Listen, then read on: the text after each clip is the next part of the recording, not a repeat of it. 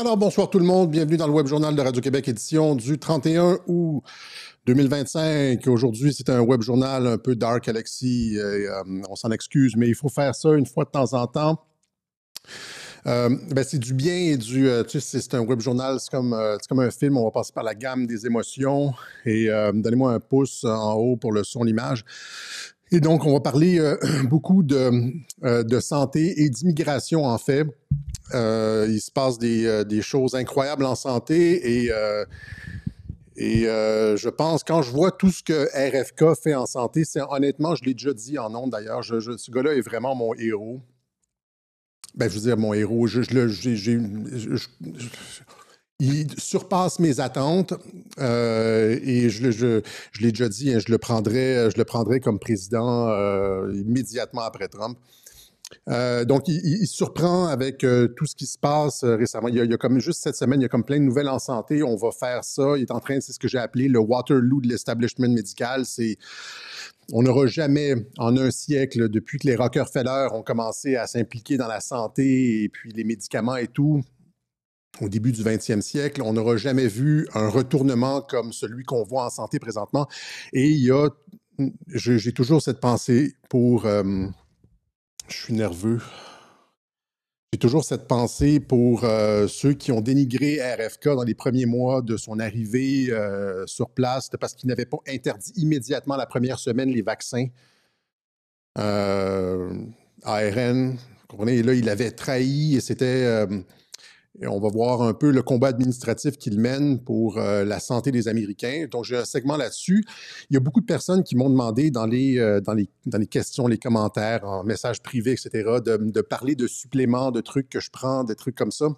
Étant donné qu'on fait un spécial sur RFK, je vais avoir une petite section où est-ce que je parle. Je vais parler je vais peut-être comme introduire ça. Donc, il va y avoir un segment sur... on va focuser plus sur l'énergie cellulaire, l'énergie générale.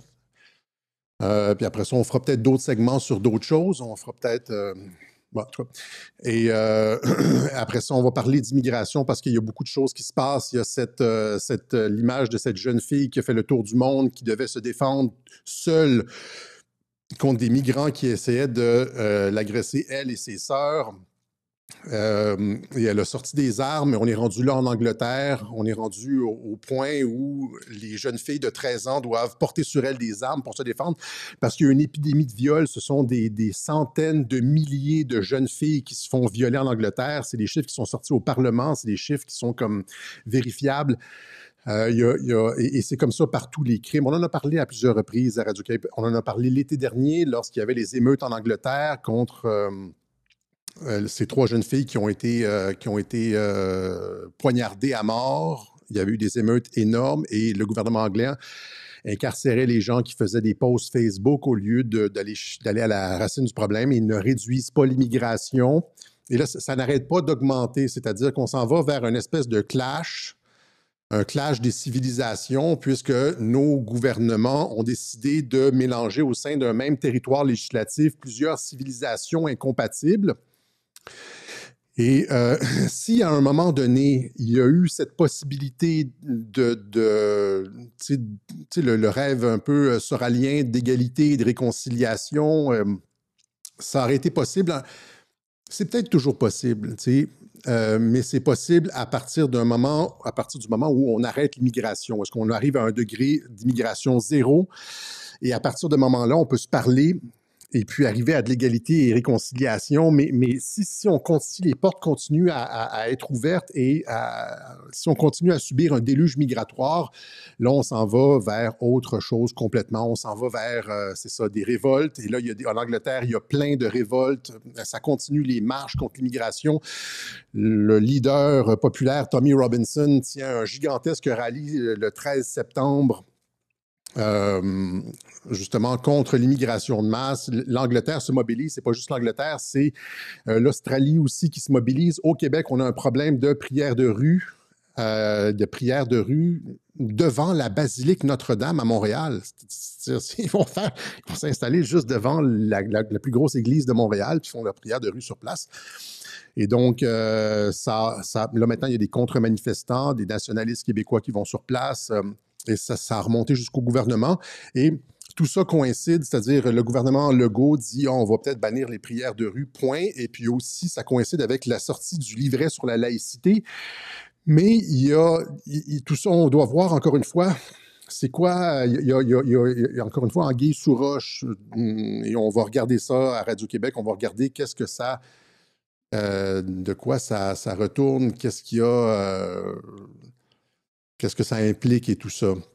Donc, santé et immigration, surtout, dans les autres nouvelles, il y a George Soros qui a été pointé du doigt par Donald Trump. George Soros qui est responsable en grande partie de ces... On en a parlé dans le web journal Alligator Alcatraz, qui est en partie, qui a, dès le début des années 90, formulé la théorie de la société ouverte et sommé ou a comme suggéré à l'OTAN de prendre la responsabilité d'ouvrir les sociétés, finalement de les détruire, hein, parce qu'une société ouverte, ça ne peut pas exister.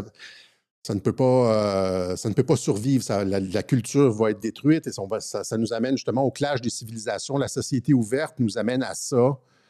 Et donc, ça a toujours été l'objectif. Et donc, mais là, Trump qui le pointe du doigt, il est impliqué dans le renversement de gouvernement, de révolution colorée. Aux États-Unis, il a participé, c'est les courriels dans l'annexe Durham, le rapport Durham, les courriels de l'annexe Durham montrent que la Fondation George Soros est impliquée dans le coup d'État contre Trump, c'est-à-dire la campagne d'Hillary Clinton correspondait avec un responsable de la Open Society Foundation de George Soros, coordonné avec lui pour framer Trump, pour inculper Trump, et il est aussi impliqué dans dans toutes sortes de manifestations. C'est lui qui paye les manifestants, sa fondation. En fait, c'est ce qui est allégué. Et là, Trump dit justement, Trump menace de poursuivre George Soros, souvent la cible de la colère de l'extrême droite, parce qu'il...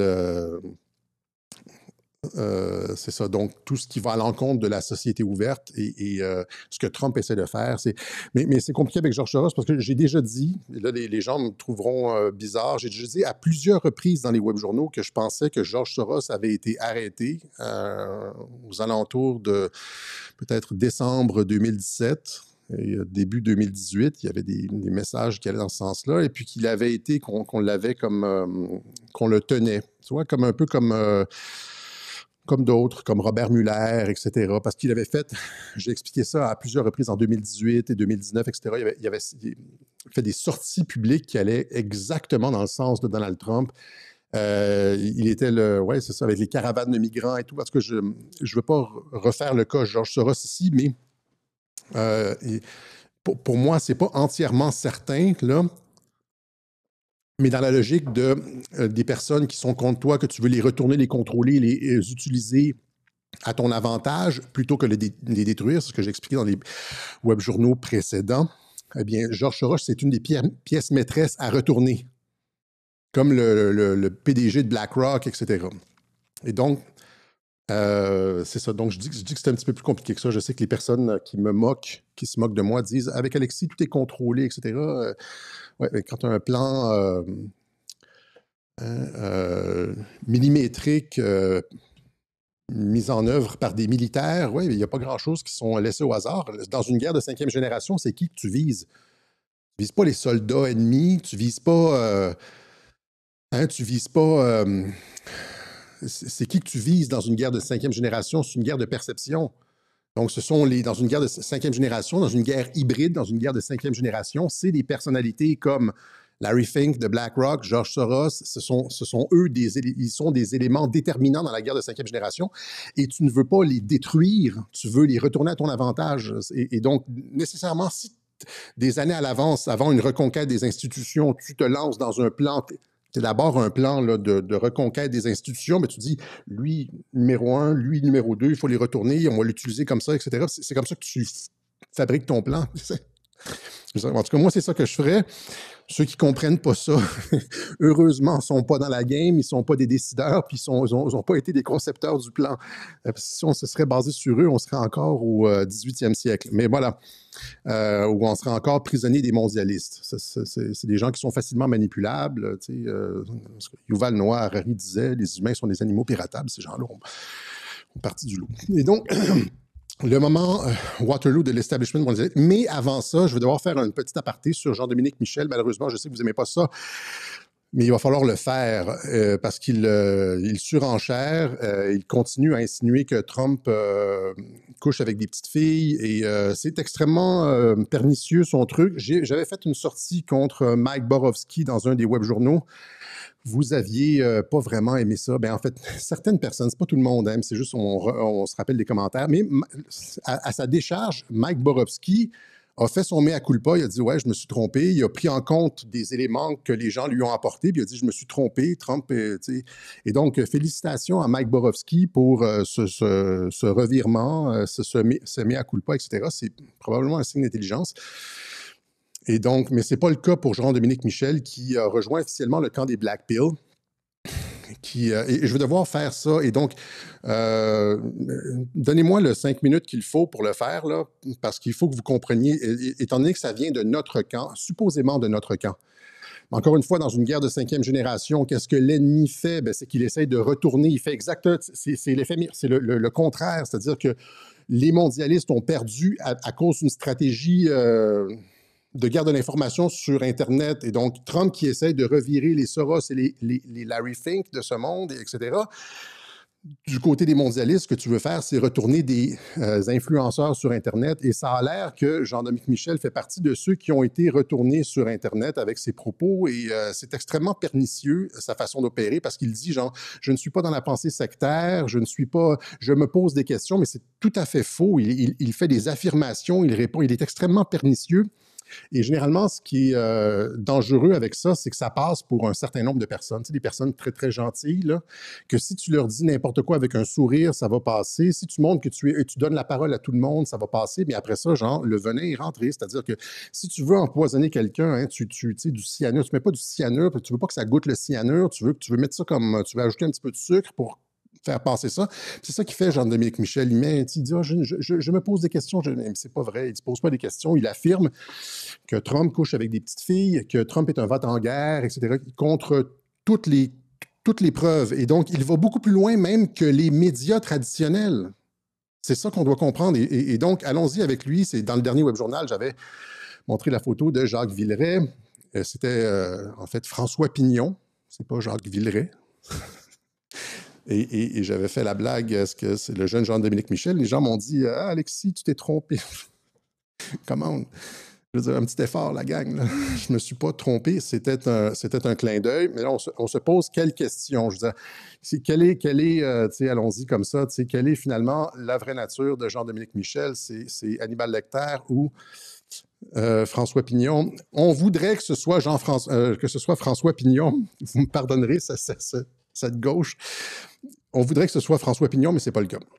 Et donc, on va faire ça avant de passer à RFK. On va aller à Jean-Dominique Michel. Je vais tout de suite... il faut le faire occasionnellement, comme je l'ai fait avec Mike Borowski, comme on l'a fait avec... Et là, les gens disent liberté d'expression. Liberté d'expression. Mais Alexis, il a la liberté d'expression. Ben oui, il a la liberté d'expression. Il peut dire ce qu'il veut, puis moi, j'ai le droit de répondre. Comme lors de la COVID, Olivier Véran avait la liberté d'expression. Il pouvait dire ce qu'il voulait sur la COVID et on pouvait le reprendre, n'est-ce pas? Même chose avec Horacio Arruda. Quand Horacio Arruda racontait des conneries, on le reprenait, on prenait ses clips, puis on le reprenait, et puis il y a la liberté d'expression. Ils peuvent dire ce qu'ils veulent, puis nous autres aussi, on peut dire ce qu'ils veulent. Mais quand quelqu'un dit de la bullshit au sujet de la COVID ou des choses comme ça, ou la petite Greta Thunberg, on la reprend, bien, on peut aussi reprendre Jean-Dominique Michel quand il raconte des âneries épouvantables. Oui, il n'y a pas de personne intouchable, et ça, c'est un truc dans la dissidence sur Internet. Là. Étant donné que quelqu'un a fait ses tenues debout durant la pandémie, là, tout d'un coup, on est du même camp. On n'est pas du même camp du tout. Il faut comprendre les différences. Et ça devient un personnage intouchable qu'on ne peut pas critiquer. Ben, laissez-moi vous montrer comment ça va se passer. Premièrement, les gens, je vais vous donner des cas, genre dans un cas que j'ai bien vécu de retournement d'un média dissident lors de la campagne de 2015-2016. Donald Trump est rentré contre toute attente et c'est les médias alternatifs qui l'ont fait rentrer, des médias comme Breitbart News et The Drudge Report. The Drudge Report, OK? Drudge Report qui avait des dizaines de millions de vues par jour durant la campagne de 2015-2016. Il soutenait Trump et tous les journalistes allaient sur Drudge Report voir, c'est un agrégateur de nouvelles. Et c'est une des raisons pour lesquelles Trump est rentré. Et qu'est-ce qui s'est passé en fin 2018, début 2019, je ne me rappelle pas exactement la date. Tout d'un coup, du jour au lendemain, Drudge Report a changé. Sa ligne éditoriale est devenue 100% anti-Trump. 100% anti-Trump. Hein? Et juste des mauvaises nouvelles sur Trump.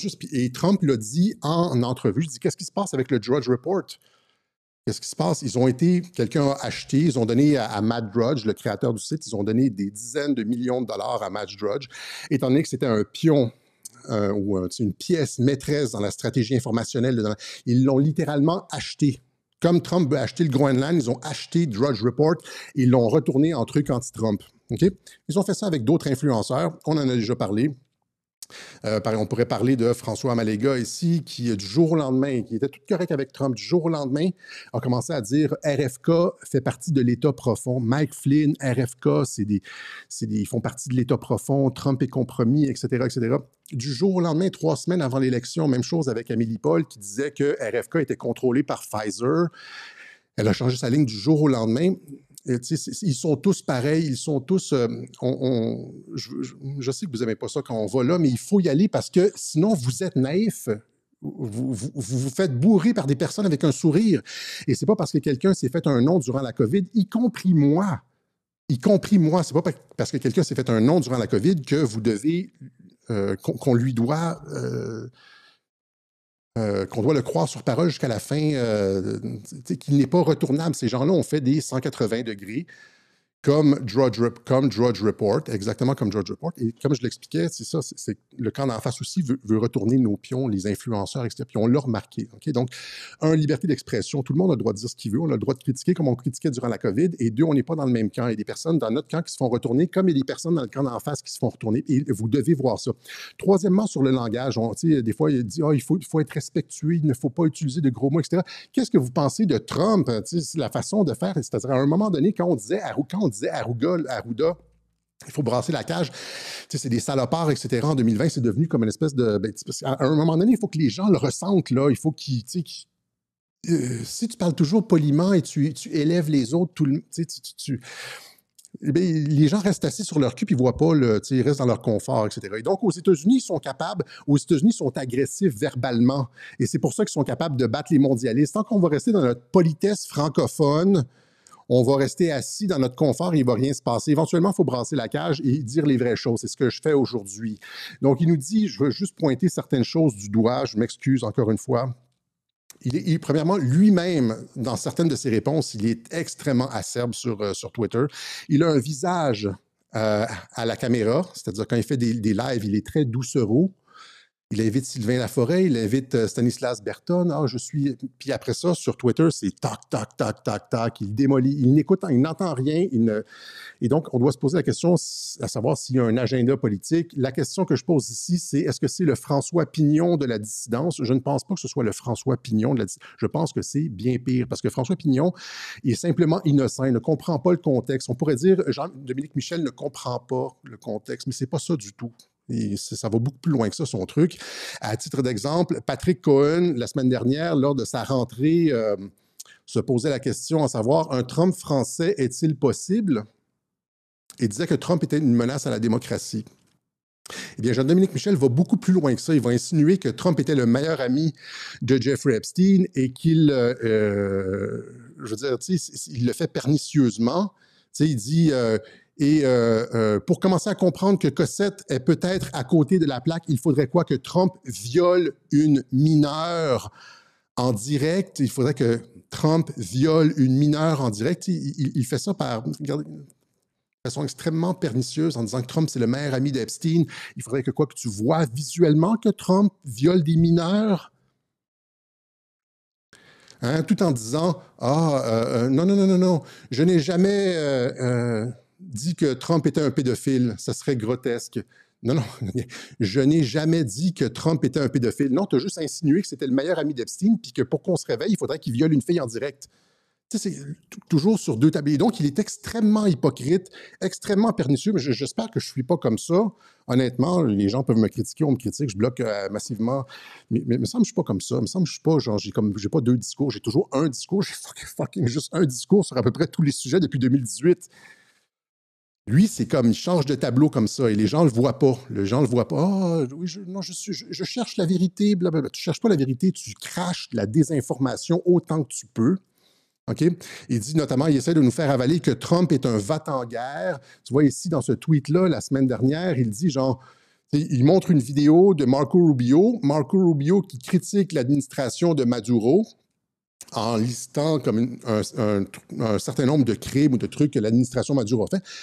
Là, il implique que Trump va partir en guerre. Il dit, mais non, depuis que Trump est au pouvoir, ce genre de va-t-en-guerrisme débile et criminel est remis au placard, voyons, en insinuant que Trump va faire la guerre, alors que tout le monde sait qu'il n'y a pas de guerre sous Trump. Même mon père l'avait admis, ça. Mon père qui détestait Trump, avec qui je ne m'entendais pas, je lui avais dit, il n'a pas déclenché de guerre, il ne fait rien. Puis la fois où il a lancé une bombe, par exemple, sur l'Iran, c'est pour fermer la guerre et non pas pour ouvrir la guerre. On s'entend, c'est fermer, tu sais, ça a littéralement fermé la guerre de 12 jours, tu lances, puis l'Iran est bien content de ça, tu vois, c'est comme finalement, ceux qui reçoivent les bombes, entre guillemets, sont contents. Mais il essaye, et donc il est comme une des seules personnes qui essaie de nous faire avaler que Trump est un va-t-en-guerriste et que Trump est compromis avec Epstein, alors que, rappelez-vous ce que j'ai dit, là, je vais terminer bientôt, là, okay?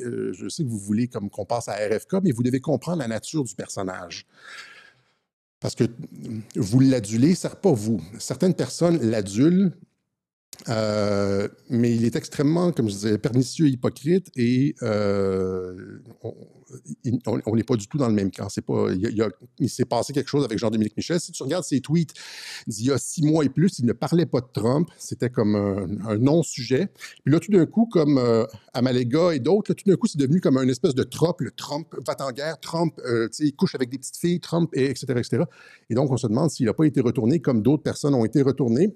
On pose la question avec un point d'interrogation, on a une petite idée là-dessus. Et donc, c'est pas parce qu'il était correct en 2020 qu'il est rendu correct maintenant puis qu'il ne s'est pas passé quelque chose. Hein? Donc, vous voyez, comme ça ici. Donc, il implique que Trump couche avec des petites filles alors qu'on a montré, il est le seul, il est le dernier. Même les médias maintenant n'affirment plus que Trump est compromis. J'ai expliqué la semaine dernière que le Washington Post avait fait une enquête en profondeur. J'ai expliqué que les avocats, les deux avocats et les avocats des victimes et l'avocat de Jeffrey Epstein, des gens avec une crédibilité béton, disent qu'il n'y avait absolument rien sur Donald Trump. On a parlé des victimes elles-mêmes, Jennifer Giuffre et puis l'autre aussi, Soberg. On dit qu'il n'y avait rien. Le ministre Bill Barr dit qu'il n'y avait rien. Ghislaine Maxwell a dit qu'il n'y avait rien, etc. Et donc, qui il reste? Il reste, j'avais dit, voici une photo de Jean-Dominique Michel jeune, mais c'est le dernier qui continue à affirmer qu'il y a un truc entre Trump et Epstein, puis qu'il n'a pas utilisé, c'est pas une stratégie de Streisand, etc. Et donc, on a les journaux, on a à la fois les deux avocats de la défense, c'est-à-dire l'avocat des victimes, Edwards, et l'avocat du coupable, Sean, qui disent « il n'y a rien ». Tu comprends-tu? Les deux avocats, les deux avocats, il n'y a pas juste les deux avocats, il y a aussi les victimes elles-mêmes. Donc, et la poursuite et la défense disent qu'il n'y a rien sur Trump. Et puis après ça, il y a les victimes elles-mêmes et les criminels, Ghislaine Maxwell, c'est-à-dire les victimes et ceux qui ont perpétré le crime qui disent qu'il n'y a rien. Vous comprenez? C'est la poursuite et la défense, la victime et le bourreau, c'est complet, le spectre est complet, sauf François Pignon qui continue à affirmer qu'il faudrait qu'on puisse voir Trump violer une petite fille en direct pour réaliser que Cossette est dans l'erreur. À quel point c'est... Mais là, rendu là, est-ce qu'il est réellement innocent? Est-ce que c'est réellement la trope, là? Est-ce que c'est réellement François Pignon ou c'est plus pernicieux que ça?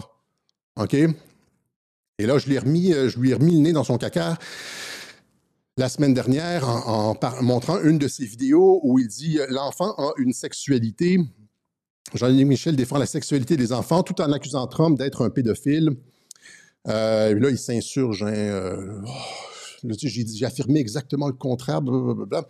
Il s'est pris la tête avec Ariane Bileran sur la sexualité des enfants. Il l'a même bloqué.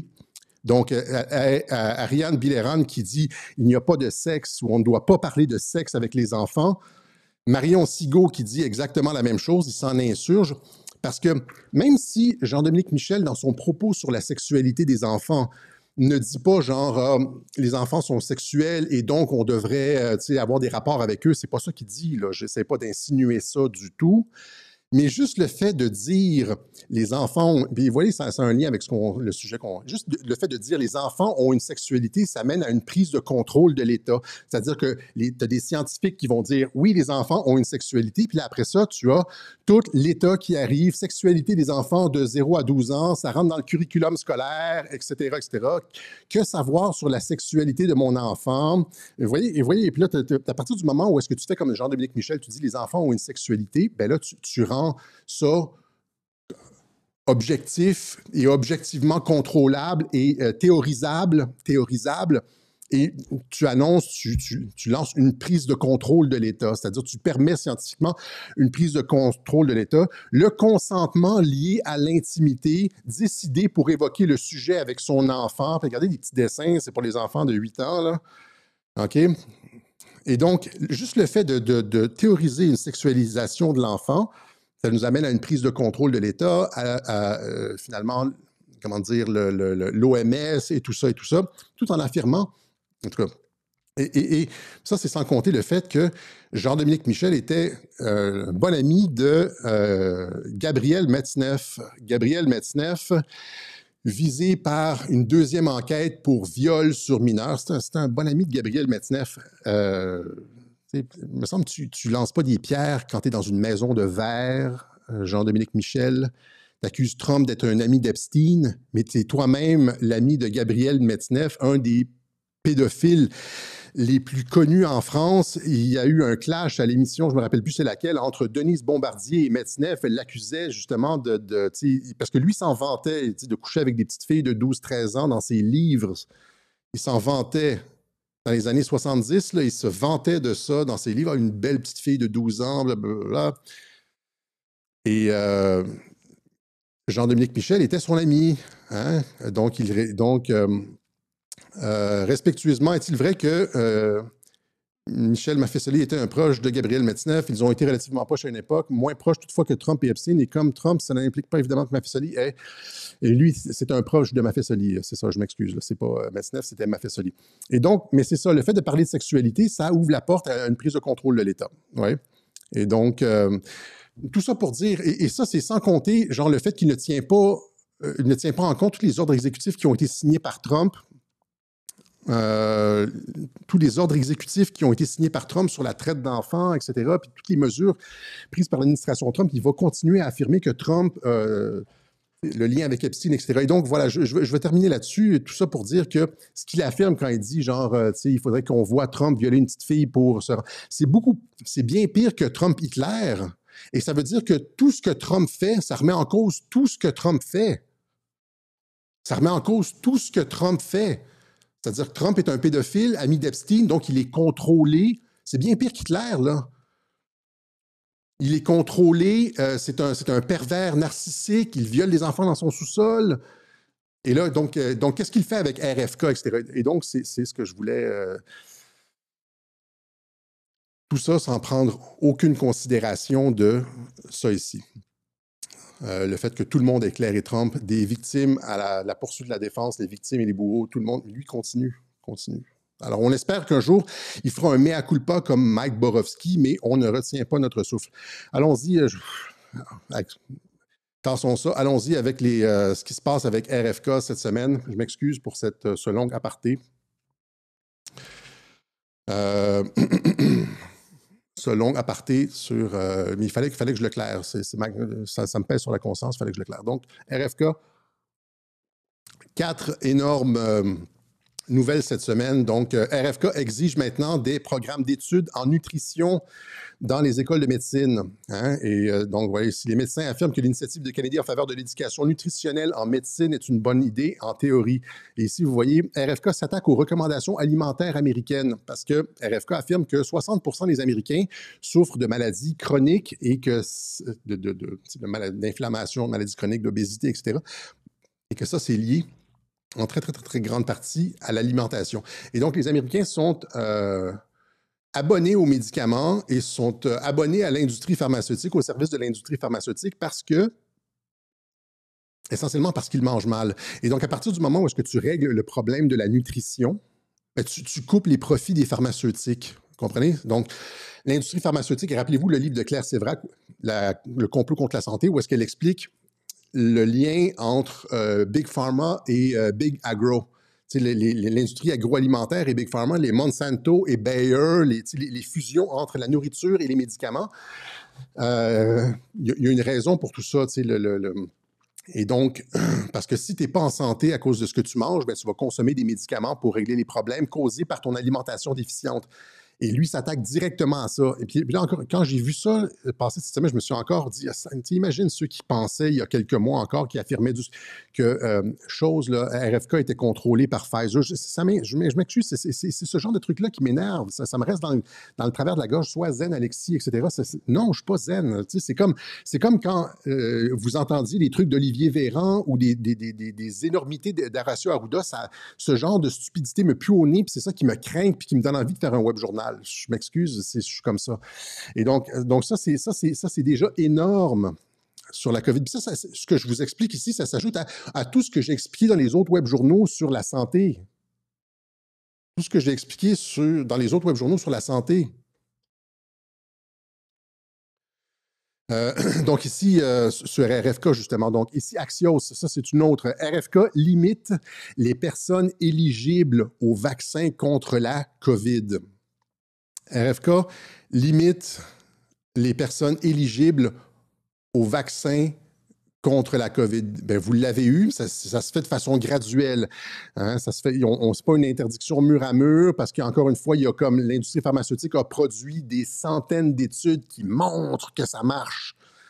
Ils ont comme des études faussées là, qui montrent que ça marche. Puis même, vous parlez à quelqu'un d'endoctriné sur les vaccins, il dit il n'y a aucun effet. Des effets secondaires sont minimales. Et puis là, ils sortent une panoplie d'études, donc tu dois te battre contre ça.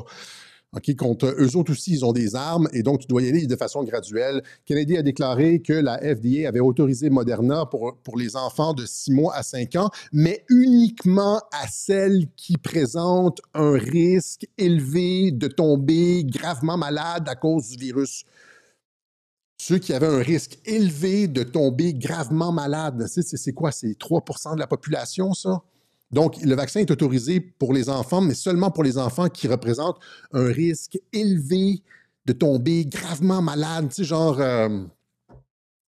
les trucs de, tu sais, l'enfant est né avec des poumons, malformation pulmonaire, et puis là, c'est comme la COVID l'achèverait. Mais dans ce cas-là, le risque du vaccin est moins pire que de... De toute façon, tu ne pourrais pas dire aux parents, nous allons retenir le vaccin dans le cas de votre enfant, parce qu'il y aurait de l'incompréhension. Et donc, pour les cas graves seulement, même chose pour les adultes au-dessus de 65 ans, seulement ceux qui peuvent faire des formes graves. La fin des autorisations d'utilisation dites d'urgence, il a mis fin aux autorisations dites d'urgence, signifie que le vaccin Pfizer n'est plus autorisé pour les enfants de 6 mois à 4 ans. Le vaccin de Pfizer n'est plus autorisé pour les enfants de 6 mois à 4 ans. Cette décision intervient après que Pfizer a déclaré en août avoir demandé à la FDA de maintenir cette autorisation pour l'automne et l'hiver prochain. Et donc, non, Pfizer n'a pas eu cette... Mais là, n'oubliez pas, on vous disait que RFK était contrôlé par Pfizer. La FDA approuve de nouveaux vaccins contre le COVID, mais avec des limites quant aux personnes pouvant les obtenir selon RFK. Et là, il dit un important comité consultatif sur les vaccins auprès des centres pour le contrôle de la prévention des maladies doit voter pour recommander les vaccins contre la COVID, mais Kennedy a plutôt cette année vidé ce comité de ses fonctions et nommé de nouveaux membres, dont certains sont des critiques notoires des vaccins. Donc, un comité devait comme réautoriser les vaccins. Le Canada a vidé le comité, on en a parlé dans les web journaux, et a nommé des personnes anti-vax sur ce comité-là. Et donc, ce qui nous amène à ça ici, la guerre intestine à l'intérieur de la FDA. La Maison-Blanche annonce le licenciement de la nouvelle directrice du CDC, mais elle refuse de partir. Susan Monarez aurait refusé d'adopter la position du secrétaire à la santé, Robert F. Kennedy. Fait que des gens qui sont dans l'administration, elle, c'est Susan Monarez, refuse de mettre en place les directives de RFK et finalement, quand ils se font limoger, refuse de partir. Elle refuse parce qu'elle dit que RFK met en danger la vie des gens. Et donc, selon elle, dans sa tête, là, elle refuse. Elle a été licenciée par la Maison-Blanche, par RFK. Elle refuse de partir. Elle refusait de mettre en application les directives sur les vaccins de RFK. Et elle reste là parce qu'elle pense qu'elle sauve des vies, la folle. Vous comprenez? Ou bien qu'elle est payée par l'industrie pharmaceutique, ou je sais pas, là. Mais quand on essaie de virer les gens, c'est très compliqué. Ici, la principale agence de santé américaine licencie définitivement 600 employés du CDC. Ça, je pense qu'on en avait déjà parlé. Ici, même chose. Si le plus haut responsable des vaccins de la FDA est contraint de démissionner, citant la désinformation et les mensonges de RFK Junior, il y a un combat à l'intérieur sur les vaccins.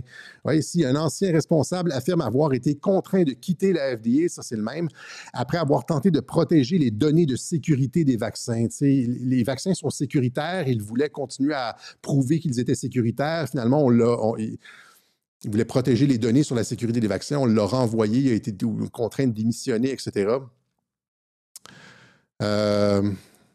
Ici, l'adjoint de RFK Junior, nommé directeur par intérim du CDC, alors que l'exode des dirigeants laisse l'agence sous le choc. Okay? Et là, il y a des tweets intéressants ici. Par exemple, le Washington Post, ça c'était le 28 août, il y a 3 jours. 3 hauts dirigeants du CDC qui ont démissionné ont déclaré au Washington Post qu'on leur avait demandé de participer à un processus de recommandation de vaccins non scientifiques qui, selon eux, pourrait nuire à la santé des Américains. Ils ont démissionné, ils ont admis au Washington Post qu'on leur avait demandé d'autoriser des vaccins de façon non scientifique. Et là, les langues se délient sur ce qui se passe à l'intérieur de la FDA, du CDC, etc. Il y a des enquêtes qui sont ouvertes aussi. Ça, c'est Robert Malone, qui est maintenant sur le comité consultatif des vaccins.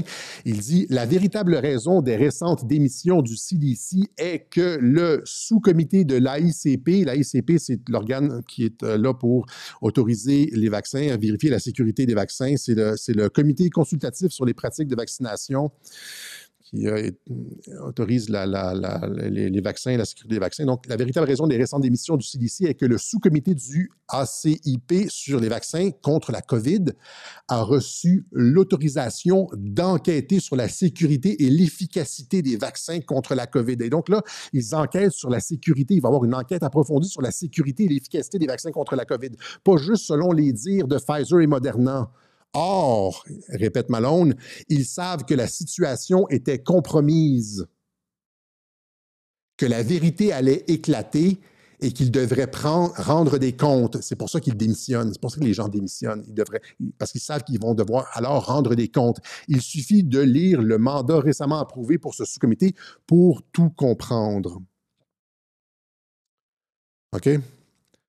Donc, ça c'est énorme. Et finalement, oui, donc ils sont en train de vider complètement les agences, faire des enquêtes sur les vaccins, etc., etc. Ça, c'est en plus de limiter l'accès aux vaccins COVID. Ça se fait de façon graduelle, comprenez-vous ça? Et après ça, autre chose, RFK qui jette encore un autre pavé dans la mare cette semaine, alors qu'il y a eu une, je ne sais pas, c'est rendu la 8e ou 9e fusillade de la part d'un trans aux États-Unis. On dirait que maintenant, presque toutes les fusillades proviennent de trans.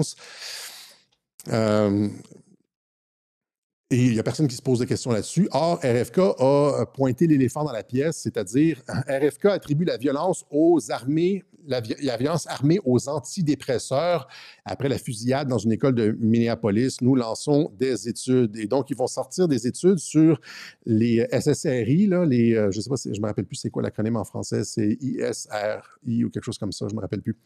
RFK enquête pour savoir si les drogues consommées lors de la transition de Robin Westman ont joué un rôle dans la fusillade de masse de Minneapolis, parce que les SSRI, ça c'est la version anglaise, là, les SSRI, c'est des antidépresseurs, etc., sont présents dans pratiquement, en tout cas, dans une très grande quantité de fusillades. Vous voyez, ça, c'est tous les trans qui ont procédé à des fusillades, et aussi d'autres tireurs avant les trans étaient tous sur des SSRI, des antidépresseurs. Hein? Pourquoi ça ne se produit pas au Canada? Parce que au Canada, les SSRI sont contrôlés justement à cause des effets sur l'humeur et ce genre et les hormones, etc., etc. Et donc, mais aux États-Unis, on prescrit ça de façon beaucoup plus libérale, beaucoup plus facile, et ça produit et là, mais ça fait longtemps qu'on en parle des SSRI puis des fusillades. Ça fait 10 ans que j'entends ça, les SSRI, les fusillades. Le tireur était sur les antidépresseurs, le tireur était sur les antidépresseurs, etc. Et là, RFK qui pointe l'éléphant dans la pièce, qui dit on va faire une étude là-dessus. C'est énorme. C'est énorme, voilà. Et donc, ça, c'est pour RFK, encore une fois, contrôlé par Pfizer, faisant partie de l'État profond. Et je vais maintenant, juste étant donné qu'on parle de santé, vous faire quelques recommandations sur les trucs que je prends. Je ne sais pas si ça vous... Dites-moi si ça vous intéresse. Si ça ne vous intéresse pas, je n'en referai pas d'autres. Mais je vais parler aujourd'hui surtout de ça ici, c'est-à-dire de la santé cellulaire qui est impliquée dans le rajeunissement ou l'anti-vieillissement. Je dois dire en premier que je ne suis pas médecin, que j'ai aucune spécialité là. J'ai juste passé énormément de temps depuis 2020 peut-être. J'ai passé énormément de temps là-dessus. J'ai lu presque autant que sur la politique de Trump. J'ai peut-être pas autant de facilité à le vulgariser, mais je le lance. Si ça ne vous intéresse pas, on n'en fera pas d'autres dans les web journaux. Et donc aujourd'hui, je m'inspire beaucoup de travaux du microbiologiste de Harvard, je pense que c'est Harvard, David Sinclair, des personnes comme Rhonda Patrick, aussi il y en a d'autres. Là, vous pouvez les retrouver sur YouTube. Ils ont énormément de vidéos où est-ce qu'on parle de tout ça. Et donc, vous me dites souvent dans les vidéos, quand je montre des vidéos passées, Alexis te rajeunit, etc. Et il y a beaucoup de ça qui a à voir avec, oui, j'utilise des petites crèmes, des trucs comme ça. Mais quelqu'un va, mais je fais très attention à ma santé cellulaire. Et donc, dans les années, le paradigme pour l'anti-vieillissement dans les années 80-90, et même au début des années 2000, c'était les antioxydants. Tu sais, tu dois comme faire attention, prendre des antioxydants, tu sais, manger des bleuets, prendre de la vitamine C, etc., parce que tu veux éviter l'oxydation de tes cellules, l'oxydation de ton système. L'oxydation, c'est ce qui fait en sorte que le cuivre tourne vert et puis que le fer rouille et tourne rouge, etc. C'est de l'oxydation. On a de l'oxydation dans le corps et le paradigme pendant longtemps pour le vieillissement, c'était l'oxydation du corps. C'est comme ça que tu perds, tes cheveux deviennent blancs et puis ta peau ratatine, et puis etc. C'est l'oxydation. Mais là, avec les travaux de cette nouvelle génération de scientifiques, ce qui est important, c'est pas tant les antioxydants, c'est la santé cellulaire. Et donc, ce que tu veux avoir, c'est les antioxydants, c'est important. Ça ne remplace pas la connaissance sur les antioxydants, mais ça va plus loin. Les antioxydants, la santé cellulaire, c'est ce qui fait en sorte qui détermine ton niveau d'énergie générale. Tu sais, souvent, on dit les gens sont fatigués, les gens sont oh, je suis fatigué, je ne suis pas motivé, j'ai rien. Moi, j'ai été comme ça. J'ai été fatigué, amorphe, sans aucune motivation. J'ai vécu tout ça, là, tu sais. Et là, vous l'avez remarqué des fois, genre tu dis dans les web journaux, Alexis, on dirait que tu as plus de PEP, etc. C'est moins. Ouais, ben je fais attention à ma santé cellulaire aussi, puis aussi pour le vieillissement aussi, je fais attention au vieillissement. Donc, des produits que je prends pour... je vais peut-être y aller avec le concept en premier. Ça fait bizarre dans un web journal comme ça. Normalement, on parle de politique, etc. Mais vous l'avez demandé. Fait que si ça ne fonctionne pas... Donc, il y a deux choses qui sont importantes, deux concepts importants pour la santé cellulaire. C'est les mitochondries, puis après ça, c'est l'ATP. L'ATP, c'est l'énergie cellulaire. Les mitochondries, c'est comme les petites batteries qui produisent m'excuserez de vulgariser là, énormément, là. Encore une fois, je ne suis pas médecin, ne m'écoutez pas, allez vérifier tout, utilisez les conseils du Comité de médecins Canada ou whatever. Et donc, je ne m'accorde aucune crédibilité, je ne veux pas être poursuivi. Donc, il y a les mitochondries, c'est ce qu'il y a dans les trucs bleus que vous voyez ici dans la cellule. Toutes vos cellules ont des mitochondries. Donc, vous voyez, là, il y a la membrane cellulaire autour. Après ça, il y a comme une espèce de truc à l'intérieur. Il y a le noyau de la cellule. Et les petits trucs bleus que vous voyez à l'intérieur, c'est des mitochondries. Et tout le monde a ça, toutes vos cellules ont ça. Et les mitochondries, c'est ça qui produit de l'énergie, c'est des petites batteries. Là. Puis quand les mitochondries sont en santé, quand vous êtes jeune aussi, les mitochondries produisent beaucoup d'énergie. Et puis quand ça va mal, avec l'alimentation, le manque de sport, etc., les batteries diminuent. Si vous ne faites pas de l'exercice, si vous n'êtes pas comme actif, les mitochondries tendent à s'affaiblir, etc. C'est pour ça qu'on dit, plus tu fais de l'exercice, plus tu as d'énergie. Tu sais, quand tu dis, ben, je me suis remis à faire du jogging, je me suis remis, et puis j'ai beaucoup d'énergie, ben, vous avez réactivé vos mitochondries. Vos petites batteries commencent à produire de l'énergie. Puis c'est quoi l'énergie? L'énergie, c'est de l'ATP. C'est ça, l'énergie cellulaire, c'est ça, c'est ATP, adénosine triphosphate, ATP, ça c'est l'énergie cellulaire. Si vous allez un petit peu loin dans la longévité, les trucs de longévité, vous allez voir, vous allez tomber sur ces expressions-là, mitochondrie, ATP. Donc, ce qui est important, si vous voulez maximiser votre énergie cellulaire, c'est les mitochondries et l'ATP. Qu'est-ce que ça fait si vous maximisez votre énergie cellulaire? À quoi ça fait bizarre? Non, encore une fois, je me sens vraiment bizarre de parler de ça alors que normalement, on parle de politique, puis qu'après, on va parler d'immigration, mais whatever. L'énergie cellulaire est importante pour la division cellulaire. L'énergie, là, après ça, je vais vous donner les suppléments qui aident là-dedans. Là, ça fera peut-être faire un long web journal, mais tant pis. Quand le sperme rentre dans l'ovule, il y a comme de la division cellulaire, ça tombe 2, 4, 16, 8, 16, 32, etc. Puis il y a comme de la division cellulaire, puis ça fait comme finalement un embryon, etc. Mais la division cellulaire continue le restant de notre vie. Hein, nos cellules de peau, notre corps se renouvelle à tous les... notre peau se renouvelle, je pense, à toutes les 5 ou 6 semaines. On change complètement nos cellules à toutes les 5 ou 6 semaines. Et... etc. Et donc, comment on se renouvelle? Ben, c'est que les cellules se divisent en deux, puis se divisent les cellules initiales et les cellules souches initialement. Je ne veux pas rentrer là-dedans, mais c'est de la division cellulaire. Et quand votre cellule a moins d'énergie, quand votre cellule, par exemple, de peau, ou votre cellule de cheveux, ou votre cellule d'os, ou votre cellule de tendon a moins d'énergie, parce que sa mitochondrie fonctionne moins bien, là, tu vieillis, eh bien, quand elle divise en deux cellules moins fortes. Puis là, ces deux cellules-là moins fortes, s'ils continuent à avoir moins d'énergie, vont se diviser en 4 cellules moins fortes, puis en 8 cellules moins fortes. Puis c'est comme ça qu'on vieillit, puis c'est comme ça qu'on commence à avoir des rides, puis c'est comme ça qu'on commence à avoir des cheveux blancs et tout ça. Parce que quand il y a de la division cellulaire, les cellules faiblissent puis se reproduisent moins bien. Elles se reproduisent avec des défauts. T'sais, au lieu de se reproduire parfaitement, là, pop, pop, pop, pop, pop, elles se reproduisent avec des défauts.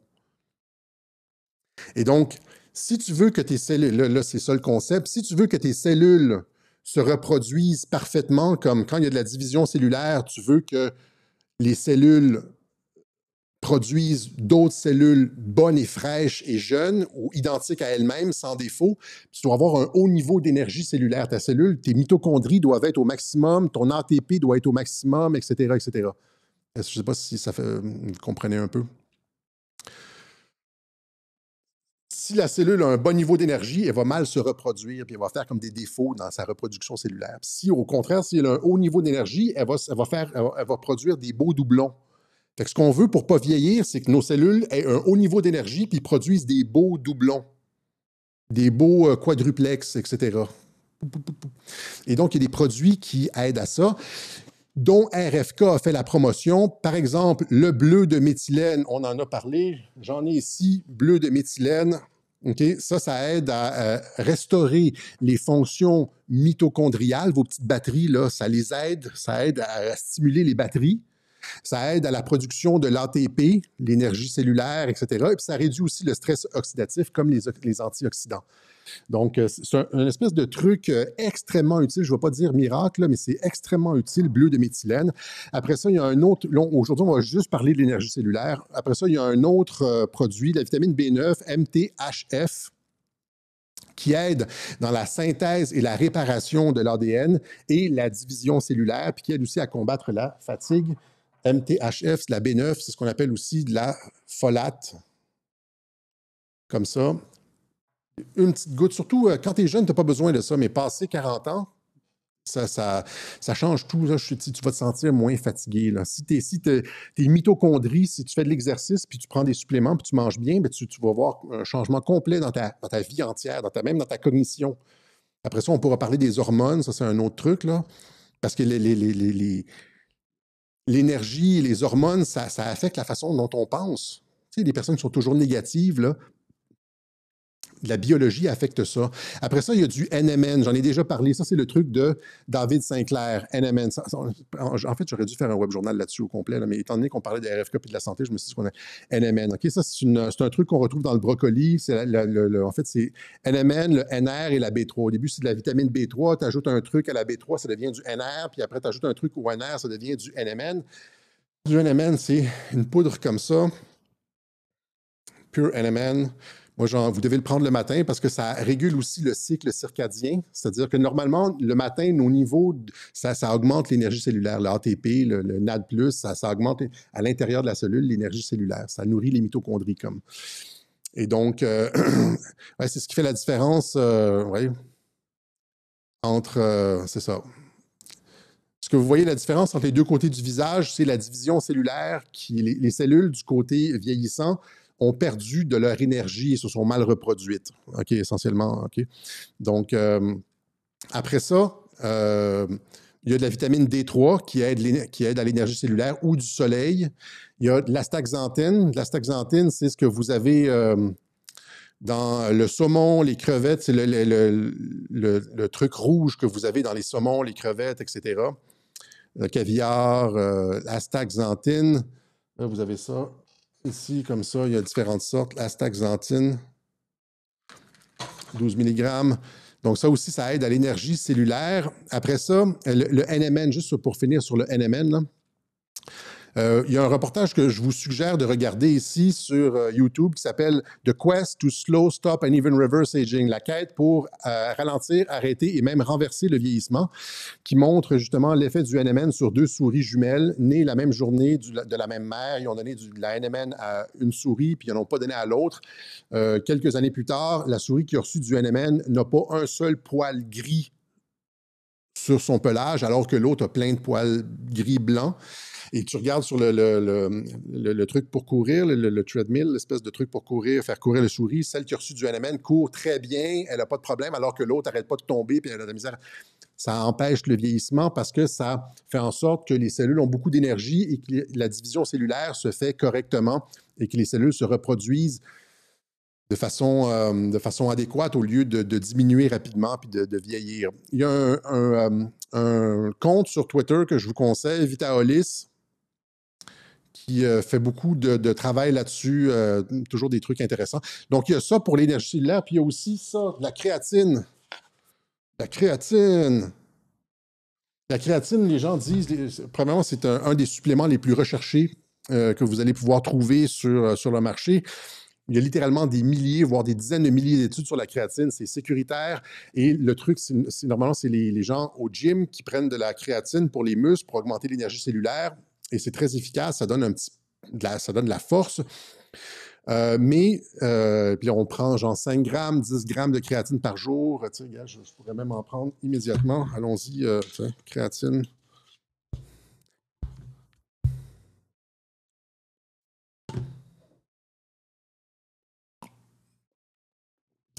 Mais des personnes comme Rhonda Patrick, le docteur Rhonda Patrick, on parle d'études, montre des études où jusqu'à 20-30 grammes de créatine, en fait, c'est très efficace parce que les premiers 5 à 10 grammes de créatine, c'est les muscles qui vont absorber ça. Mais après ça, quand tu prends 15, 20, 25, 30 grammes de créatine, après ça, ça va jusque dans le cerveau. Et ça augmente ta fatigue mentale. Et elle donne des exemples d'études qui montrent que, par exemple, si tu as passé une nuit blanche, et puis le matin, tu n'es comme pas capable de réfléchir parce que tu as passé une nuit blanche, mais tu prends de la créatine, puis ça enlève les effets de brouillard liés au manque de sommeil, etc. Parce que tu redonnes un peu d'énergie à ton cerveau. Et donc, c'est bon pour l'ensemble du corps. Donc, ça, c'est pour l'énergie cellulaire. Donc, bleu de méthylène, vitamine B9, NMN, vitamine D3, créatine, astaxanthin. Vous allez augmenter, vous allez réduire votre vieillissement. Vous allez vieillir littéralement, vous allez vieillir moins vite. Vous allez augmenter votre niveau d'énergie. Voilà, bleu de méthylène. Après ça, il y a des gens qui m'ont demandé, on va faire ça genre, extrêmement rapidement. Les trucs pour les crèmes, etc. Moi, j'ai utilisé l'intelligence artificielle pour faire ça. Et donc, attends, je ne suis pas dans mon domaine, mais donc, il y a trois trucs intéressants à utiliser. Des facteurs de croissance pour la peau et des exosomes. Les exosomes, ça augmente la communication entre les différentes cellules et ça aide à faire en sorte que la cellule comprenne exactement ce qu'elle doit faire. Donc, c'est comme des cellules souches un peu, mais pas vraiment, c'est des éléments de communication. Donc, exosomes et facteurs de croissance qui vont vous donner une apparence un petit peu plus serrée sur la peau, qui vont...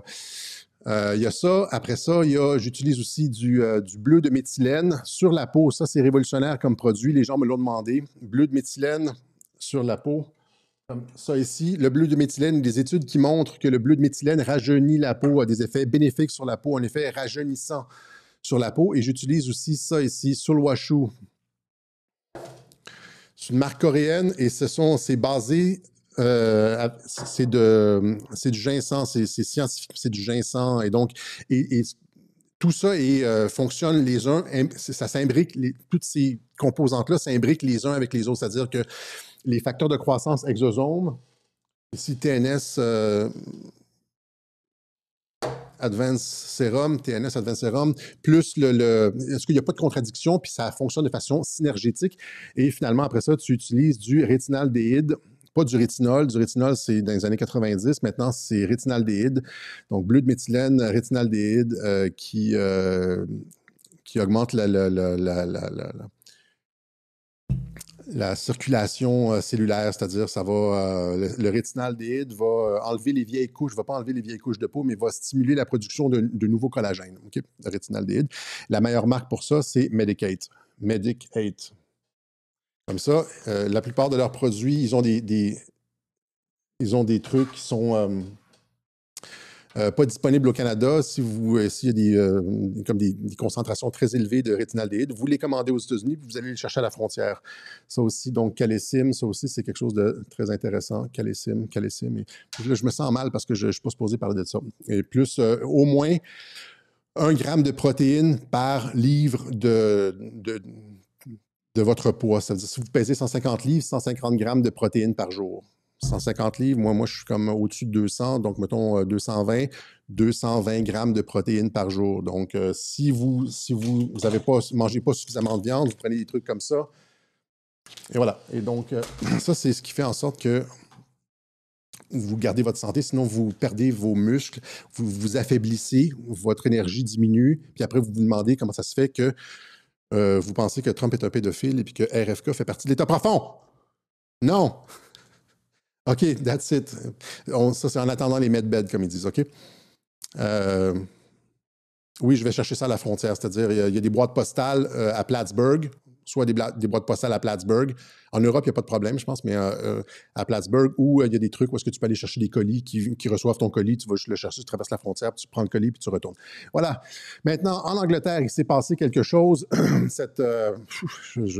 J'aurais vraiment dû faire un web journal séparé pour ça, parce que je me sentais un petit peu mal. Mais il y a cette jeune fille qui a brandi des armes. Je vais vous montrer la vidéo et on va en parler après.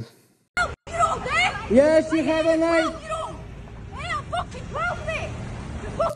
Donc, harcelés par des migrants d'origine étrangère, des migrants, et puis là, étant donné qu'il y a littéralement des centaines de milliers de viols aux États-Unis, les jeunes femmes sont obligées de se défendre maintenant puisque la police ne fait rien, la police n'arrête pas les criminels, elle arrête les personnes sur Facebook, et malheureusement, cette jeune fille s'est fait arrêter, évidemment. Ceux qui la harcelaient sont repartis sans rien. Why are you fucking with us? Show the knife. Show the knife. Show the knife. Show the knife. Show the knife. Don't touch her. That's it. Show the knife. Et donc, on est rendu en Occident où est-ce que les jeunes filles... les hommes ne sont plus là, hein, parce qu'on les a castrés d'une certaine façon. Hein, il y a tellement eu de films qui montrent les hommes et la violence et tout ça à Hollywood. Ça fait partie d'un système d'ingénierie sociale. Les filles, maintenant, se font violer, sont laissées à elles-mêmes et sont obligées de se défendre avec des trucs comme ça. Et c'est devenu viral. Il y a eu comme littéralement des centaines de mimes, des centaines d'images de cette fille-là qui prend les choses en main. Et là, il y a les gens qui... c'est ça, il faut commencer à tenir nos politiciens responsables de ce qu'ils sont en train de produire, c'est-à-dire le choc des civilisations. Les politiciens sont responsables de l'insécurité et du choc des civilisations. Il faut leur faire comprendre qu'on se dirige vers ça. Comme je disais en début de Web Journal, la ligne égalité et réconciliation devient de plus en plus difficile à tenir. Il y a peut-être encore une possibilité de la sauver, mais à long terme, si les frontières restent ouvertes, il n'y a aucune possibilité d'éviter le choc des civilisations. C'est probablement ça qui est voulu. L'idée, c'est de faire en sorte que les politiciens reculent. Les gens me disent souvent, nous ne devons pas pointer du doigt les migrants, Alexis, nous devons tenir responsables les politiciens qui organisent le... Oui, mais en fait, c'est pas ça l'objectif. C'est pas... ultimement peut-être, mais l'objectif, c'est vraiment de faire comprendre avec des images chocs à une majorité de nos concitoyens que le temps est venu d'agir et de faire pression sur nos politiciens pour changer les politiques migratoires. Et donc, moi, je suis pragmatique, c'est utilisons ce qu'on peut utiliser pour faire en sorte que les politiciens commencent à vouloir fermer les frontières. Et on a vu justement, par exemple, lors de la dernière campagne électorale au Canada, Pierre Poilievre a perdu en partie à cause de sa position sur l'immigration. Maxime Bernier avait une position beaucoup plus claire de fin de l'immigration de masse. Et Pierre Poilievre l'a ressenti lourdement, ce reproche-là d'être trop près des communautés culturelles et tout. Et là, vous voyez, ça c'est cette semaine, les travailleurs étrangers temporaires volent les emplois des jeunes, prétend Poilievre. Et ça fait 2-3 fois qu'on voit Poilievre qui a changé sa ligne sur l'immigration parce qu'il a perdu à cause de ça. Et donc, il faut faire en sorte que nos politiciens payent. Les politiciens qui défendent l'immigration payent le prix aux élections et pour faire en sorte qu'ils veuillent changer leur ligne. OK? Et donc, il y a cette jeune fille-là, etc. Puis de l'autre côté, au Québec, il y a un autre événement où il y a eu les prières de rue qui ont encore une fois... c'était pas comme ça, hein, il y a 2 ans à Montréal, ça a commencé et ça change pas mal de choses. Ça devient difficile de tenir une ligne, encore une fois. En tout cas. Et ce qui est important, donc, c'est de faire bouger la fenêtre d'Overton là-dessus, sur les questions d'immigration, sensibiliser une majorité des citoyens afin qu'ils ne prennent position forte contre l'immigration de masse. Et là, donc, les prières de rue qui ont fait beaucoup jaser. Et le gouvernement Legault ici qui dit « Prières de rue, le gouvernement Legault s'apprête à les interdire ». Mais c'est pas vraiment ça, en fait, c'est du vent parce que le ministre Roberge a produit un rapport sur la laïcité où on laisse le soin aux municipalités de légiférer. Et là, si tu laisses le soin aux municipalités de légiférer sur les prières de rue, ce que ça fait, c'est qu'à partir du moment où tu as une communauté culturelle qui prend le contrôle de la mairie, ben, tout d'un coup, les prières de rue sont autorisées. Et donc, ça, c'est une autre chose qu'on doit comprendre, c'est que quoi qu'on mette de l'avant comme mesure, quoi que les descendants des Français d'Amérique et leurs alliés là, mettent de l'avant comme mesure, ça sera toujours temporaire. Ça va toujours être une mesure qui va dépendre de la démographie, parce qu'à partir du moment où est-ce que tu prends contrôle, démographiquement, tu as suffisamment de votes, tu prends le contrôle d'un conseil municipal, comme ça se passe en Angleterre, avec Sadiq Khan, avec les autres, et là, tu changes les lois. Éventuellement, la tendance va faire en sorte que les lois vont changer, même au niveau national, alors que la démographie s'effondre et que la démographie exogène explose. Et donc, quelques mesures que ce soit qu'on mette de l'avant, la laïcité, blabla, tu ne comprends pas, Alexis, tout le monde va être sur un pied d'égalité, etc. C'est juste temporaire. Dans 20 ans, 30 ans, 40 ans, quand ils vont avoir des majorités, ils vont changer les lois, ils vont faire ce qu'on veut. Et donc, ce qui nous amène à... Je vais revenir à ça, mais ce qui nous amène à ça ici, j'ai souvent dit que Andrew Breitbart avait été une inspiration pour moi. C'est lui qui a parti le site Breitbart News, Andrew Breitbart. D'où vient Steve Bannon, entre autres, il vient de Breitbart News, et d'où vient aussi James O'Keefe, c'est un des protégés de Andrew Breitbart. Vous voyez ici le jeune O'Keefe avec Andrew Breitbart, il y a plus de 10 ans, un journaliste d'investigation. Andrew Breitbart a dit « La politique is downstream from culture ». J'ai déjà expliqué ça, donc la culture, la politique est en aval de la culture. En premier, il y a la culture, les changements culturels, et après ça, finalement, les changements politiques se transforment par la suite. avant les changements politiques, il y a toujours un changement de culture. La culture est en amont. La politique est en aval. Et ça vient d'Andrew Breitbart. C'est lui qui a inventé ce concept-là. Et c'est ce qui a été utilisé par la gauche beaucoup, beaucoup, beaucoup. C'est-à-dire qu'ils vont changer la culture en premier, puis après ça, on va changer la politique, puis c'est les droits, puis etc. Puis là, tout le monde est comme ça a l'air naturel parce que la culture a été changée préalablement à travers Hollywood, à travers le système scolaire, à travers les médias, etc. C'est pour ça que tu veux contrôler le divertissement, les médias, le système scolaire, etc. Parce que tu changes la culture. Puis après ça, la politique, ça devient un jeu d'enfants par la suite. Les enfants qui sont présentement endoctrinés dans les écoles du Québec, en France, etc., plus tard, là, quand ils vont arriver, ils vont garantir beaucoup de sièges à Québec solidaire. C'est comme on les forme.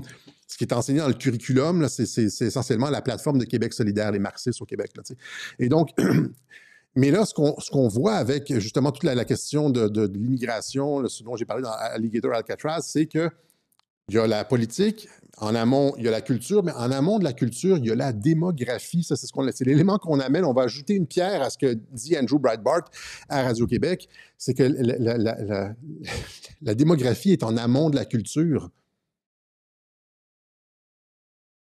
Pensez-y 2 secondes, là. C'est-à-dire qu'en premier lieu, il y a la démographie. Après, il y a la culture. Puis après, il y a la politique. Et donc, quand tu prends le contrôle d'un...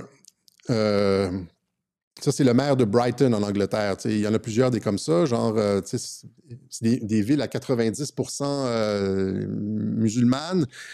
Il y a beaucoup de personnes qui ne parlent même pas anglais. Dans ces villes-là, ils font des lois qui leur ressemblent, etc. Les Anglais sont partis, c'est ce que j'expliquais dans Alligator Alcatraz, puis dans le clip, comment ça s'appelle le clip? Là, j'ai dit la diversité n'est pas notre force.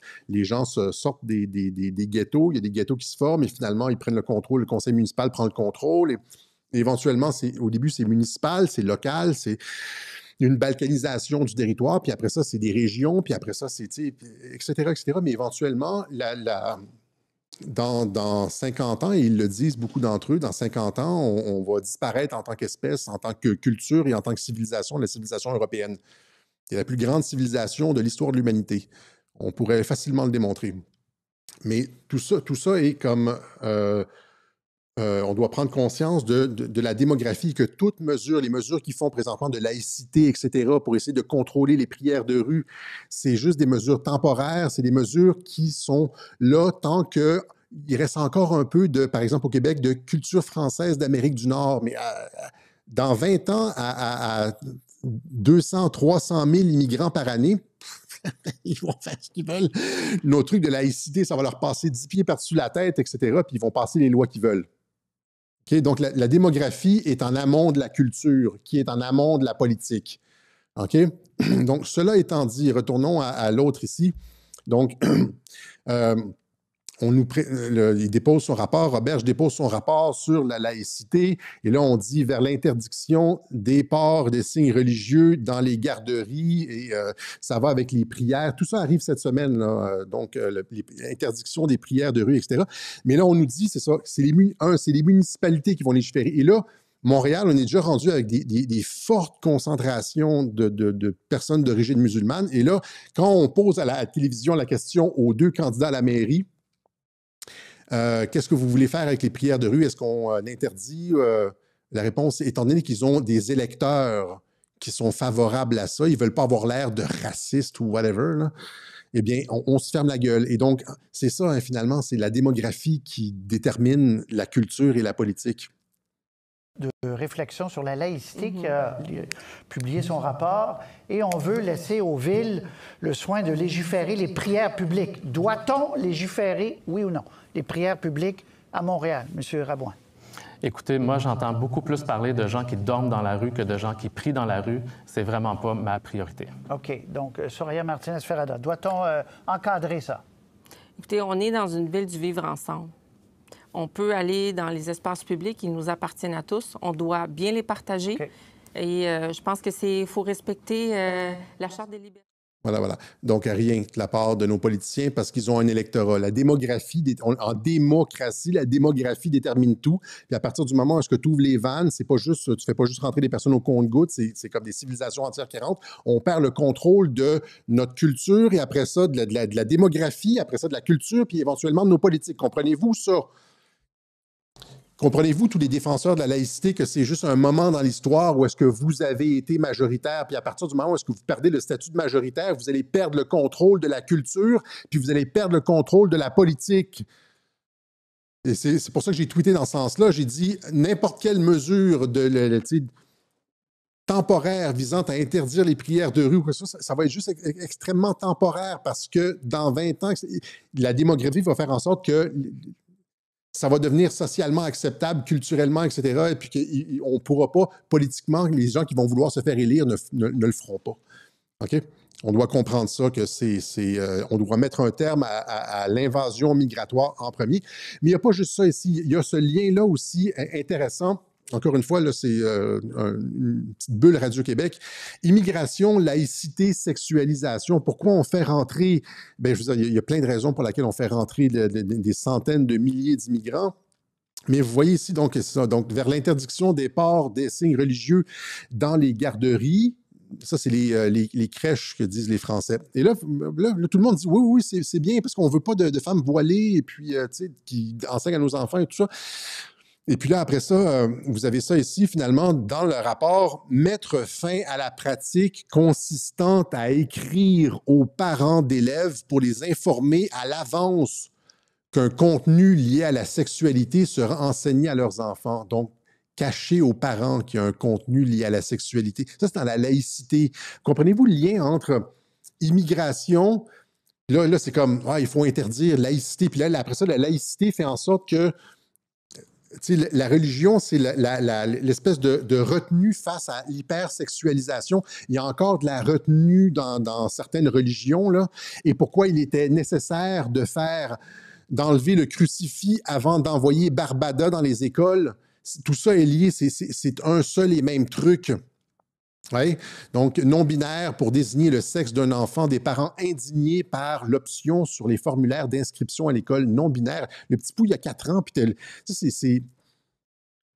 Et donc, immigration, là, étant donné que c'est invivable avec l'immigration, puis tout comme chaotique et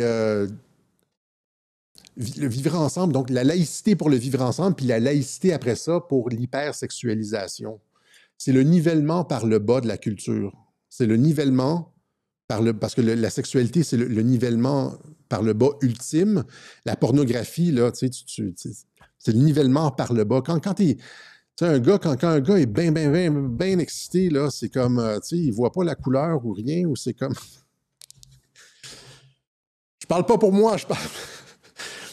La sexualité, par exemple, comme Gengis Khan, il courait après les Européennes, et puis les conquistadors aimaient bien les femmes mayas, et puis finalement, les Français se sont retrouvés en Afrique. Puis c'est comme, la sexualité, c'est comme le plus petit dénominateur commun de l'humanité. Ils le savent. Je dis ça en rigolant, mais ils le savent. Et donc, il y a cette espèce de nivellement vers C'est pour ça qu'on a une hypersexualisation, tout en détruisant les cultures avec l'immigration et la laïcité, tout en faisant la promotion de la pornographie, de l'hypersexualisation, etc. Tout ça est un seul et même truc. Donc, il y a un lien entre l'immigration et la nécessité de la laïcité, puis la laïcité implique la sexualisation. Et à partir du moment où est-ce qu'on parle de sexualisation des enfants, il faut dire sexualisation des enfants, comme Jean-Dominique Michel, puis après tu dis sexualisation des enfants, puis là, l'État embarque avec des livres et des manuels et des contenus scolaires de sexualisation des enfants. Voyez-vous l'espèce de loop, etc. Voilà. Donc, le 13 septembre, Tommy Robinson, justement, mène des marches en Angleterre, une gigantesque marche, puis ça va être dans plusieurs villes, là, contre l'immigration de masse. Tu recherches sur Google, puis tu ne trouves rien.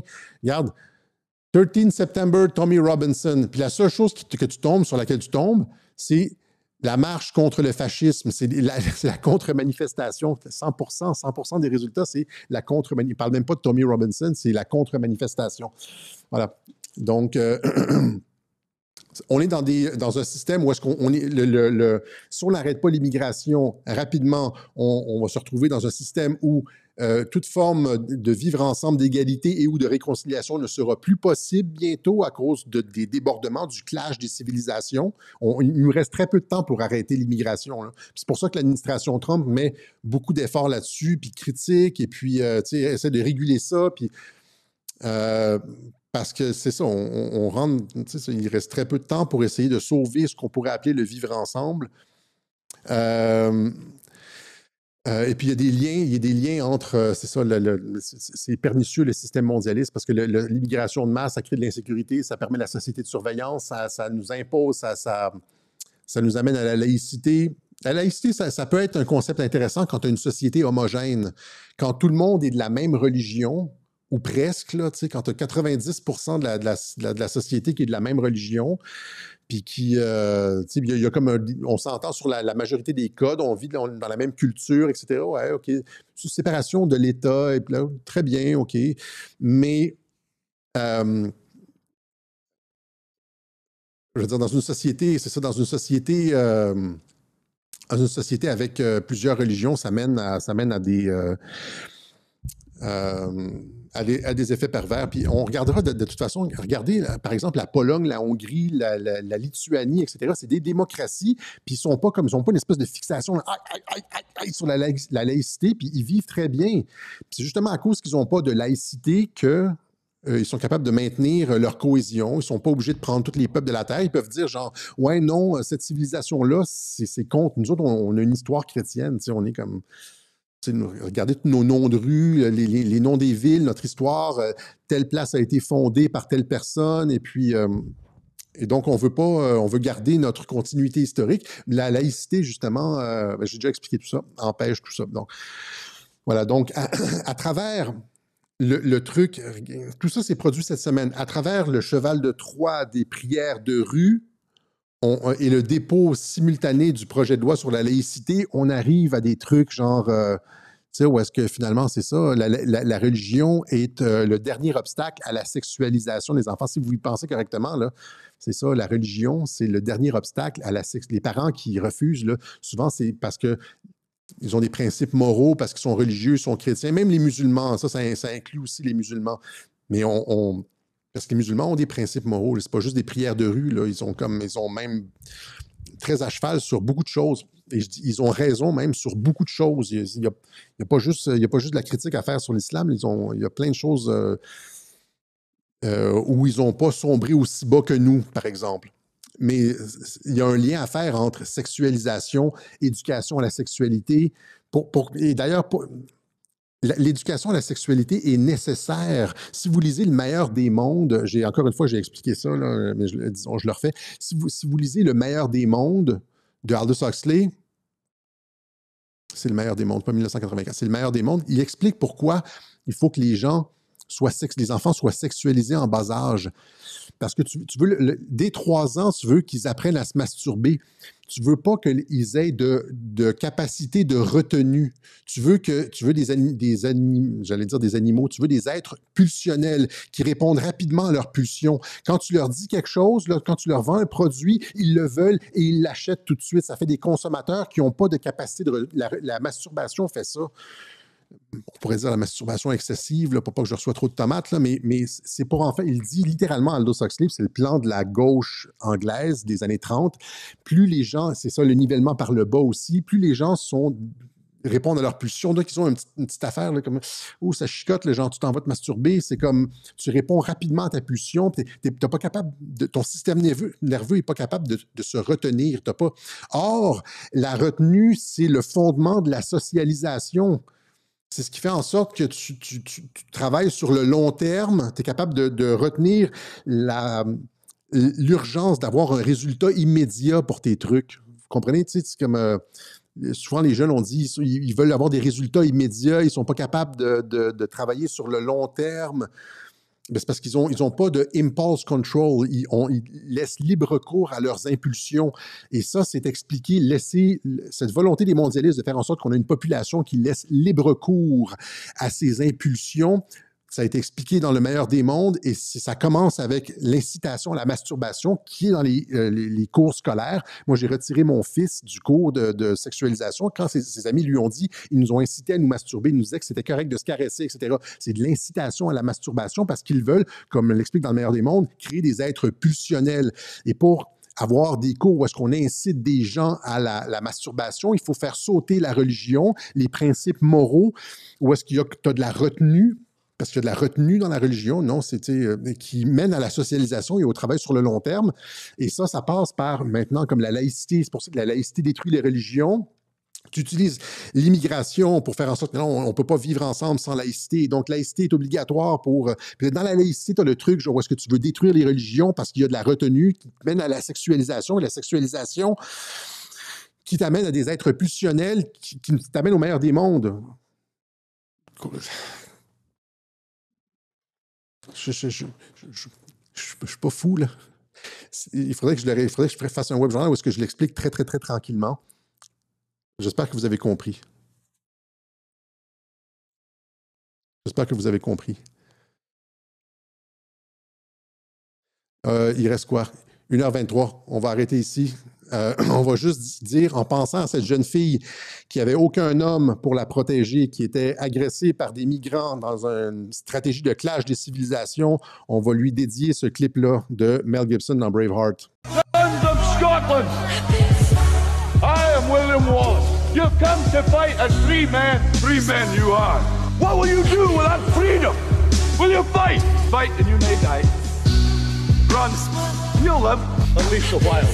And dying in your beds, many years from now, would you be willing to trade all the days from this day to that for one chance, just one chance, to come back here and tell our enemies that they may take our lives, but they'll never take our freedom! Laissez-les pas détruire la civilisation occidentale, OK?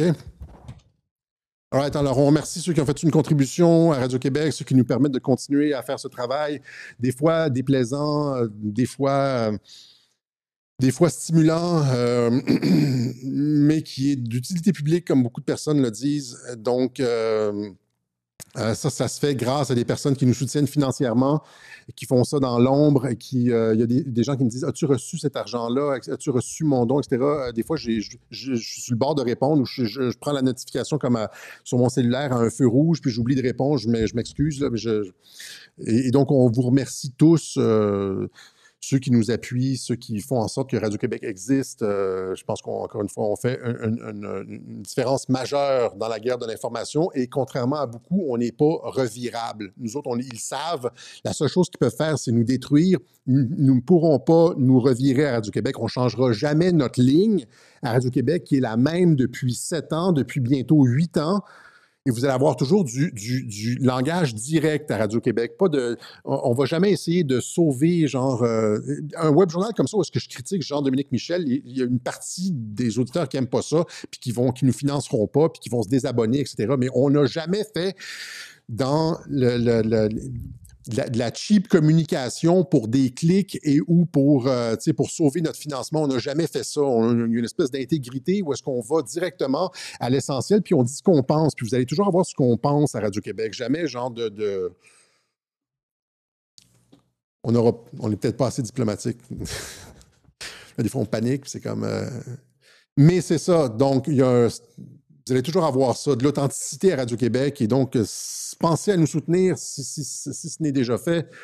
On parle aux 90%, 98%, 99% des gens qui écoutent comme ça. On le fait à la fin, on devrait le faire au début, mais les gens qui ne l'ont jamais fait, des fois, il y en a un ou une qui se dit « Ouais, c'est vrai, il a dit ça, et puis ça fait 3 ans que je l'écoute, et puis j'ai jamais pensé, et puis voilà. » Donc, pensez à nous.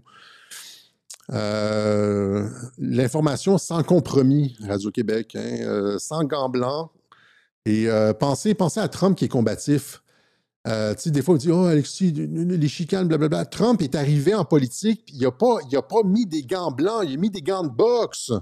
Puis là, quand on est sur Twitter, puis on utilise des gants de boxe, les gens disent « Oui, mais tu comprends qu'il n'y a rien qui se passe avec des gants blancs. Il n'y a rien qui change avec des gants blancs. » Il n'y a rien qui change avec des gants blancs. Je ne suis pas Gandhi, fuck. Peut-être plus tard, quand je parlerai de philosophie, vous trouverez genre, ah oui, il est rendu sage, etc. Mais pas en politique. Si tu veux que les choses bougent, il faut que tu brasses la cage. That's it. Faut que ça déplaise, il faut que les gens pensent. Puis si tu veux que les gens réfléchissent, il faut que tu les secoues un peu, sinon ils sont dans leur divan, puis ils sont juste comme, oh, tu utilises un langage que... Non, pas toi, puis pas toi, là, c'est pas... Mais je parle d'autres personnes.